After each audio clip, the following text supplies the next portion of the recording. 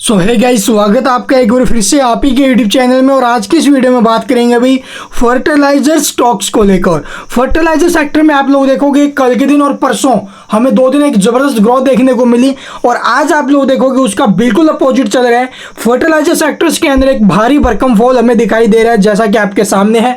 सुबह सुबह ओपनिंग तेजी के साथ हुई, लेकिन उसके बाद आप लोग धराशायी होते हुए नजर आए हैं। चंबल फर्टिलाइजर 3% के ज्यादा गिरावट में आ गया है।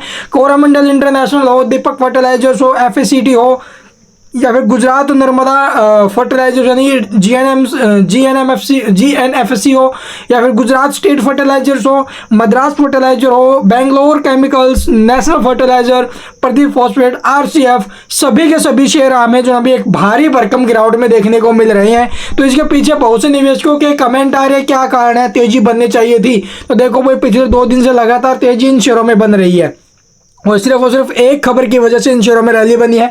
वो क्या, जीएसटी काउंसिलिंग के अंदर जो है यहाँ पर जीएसटी इनसे कम होने की संभावना है। तो जीएसटी कम होगी तो आप लोग देखोगे भी यहाँ से जीएसटी तो बिल्कुल तो नहीं हटाने वाले हैं, लेकिन जीएसटी कम हो सकती है। 5% के करीब अनुमान लगाया जा रहा है। सूत्रों के वाले एक खबर आ रही है अभी सामने की 5% तक जो जीएसटी वो कम हो सकती है इस सेक्टर से। और इसकी वजह से आप लोग देखोगे फर्टिलाइजर स्टॉक्स हमें 2 दिन 10% के 20% के, कल तो 20% के सर्किट लगे थे भाई। और इतनी तेजी के बाद स्टॉक का एकदम टूटना ऊपर से, आप लोग समझ सकते हो भी क्या कारण हो सकती है। इतनी तेजी के बाद कौन क्यों रिस्क लेगा भाई, वो प्रॉफिट्स बुकिंग हो रहा है यहाँ पर, ठीक है। इतनी रैली के बाद वो जाहिर सी बात है प्रॉफिट बुकिंग तो आएगी। और एक बार अगर सेलिंग प्रेशर आने लग जाता है फिर यहाँ पर चेन सिस्टम स्टार्ट हो जाता है, फिर सेलिंग पर सेलिंग, सेलिंग पर सेलिंग, जिससे चलते ये शेयर हमें जो है गिरावट पर गिरावट दिखाई यहाँ पर देते हैं।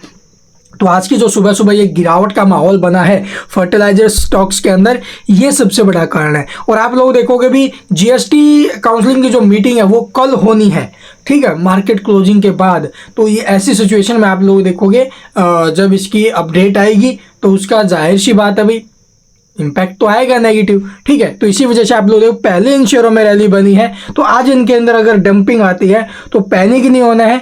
नीचे के भाव में जो है भी खरीदारी का मौका बनेगा, बट चलना लॉन्ग टर्म के लिए है, ठीक है। ऐसा नहीं है कि आज हमने जो है भी खरीद लिया तो कल हमको प्रॉफिट हो जाएगा, कल फिर स्टॉक 20% भागेंगे, मंडे के दिन 20% भागेंगे, ऐसा बिल्कुल नहीं है। तो यहाँ पर सिर्फ और सिर्फ अब जीएसटी काउंसिलिंग की जो बैठक होगी उसके अंदर क्या कुछ फैसले लिए जाते हैं उसके ऊपर निर्भर करता है। अगर यहाँ से जीएसटी कम नहीं होती है तो समझो ये जो शेयर जितने भागे ना उनके 50% ये पक्का टूट सकते हैं नीचे में, ठीक है।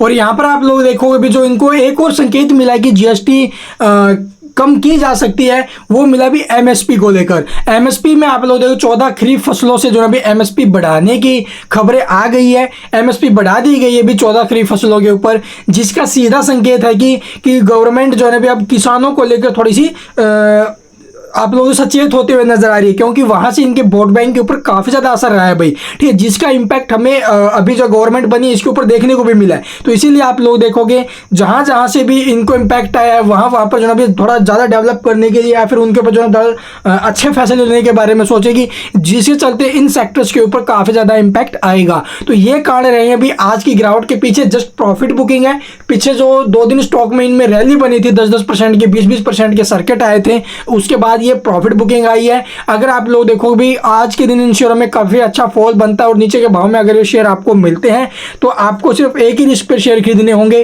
कि कल जो होगा उसका परिणाम आपको लेके चलना है 50-50%। अगर आप लोग देखोगे भी यहाँ पर जीएसटी काउंसिलिंग जो होती है उसके अंदर इनसे जो जीएसटी वो कम कर दी जाती है तो इन शेयरों में रैली और बन सकती है।